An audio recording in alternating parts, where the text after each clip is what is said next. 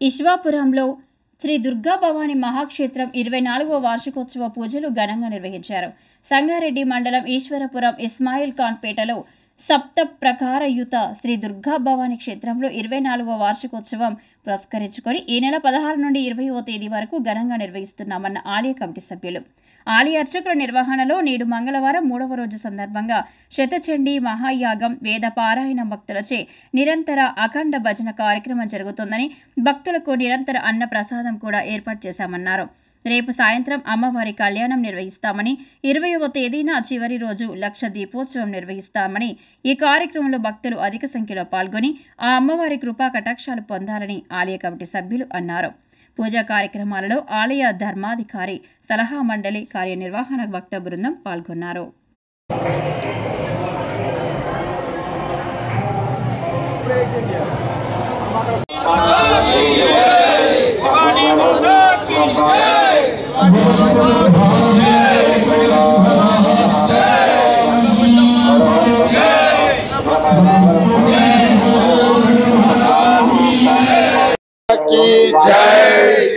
ఈశ్వరాపుర గ్రామము సంగారెడ్డి జిల్లా సంగారెడ్డి మండలం మందు మరి 24 సంవత్సరాల క్రితం ఈశ్వరాపుర గ్రామం నందు 6 ఎకరాల కోట యందు అమ్మవారు ప్రతిష్ఠ చేసుకోవడం జరిగింది.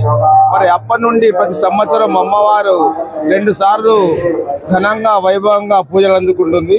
అందులో భాగంగా నవరాత్రి ఉత్సవాలలో 9 రోజులు, మరి మార్చి మాసంలో వార్షికోత్సవం ఒకసారి 3 రోజులు, ఒకసారి 7 దినములు, ఒకసారి 5 దినములు అమ్మవారి పూజలు అందుకుంటుంది. ఆ సందర్భంలో ఈ సంవత్సరం మరి అమ్మవారికి 5 రోజులు వార్షికోత్సవం చేస్తున్నాం.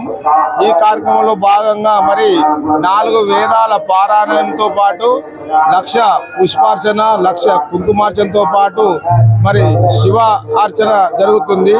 మరి ఈ కార్యక్రమానికి అప్పటి నుండి గిట ఇప్పటి వరకు ఆశేష జనం వచ్చి అమ్మవారి సేవకు పాత్రలవుతూ ఉంటున్నారు.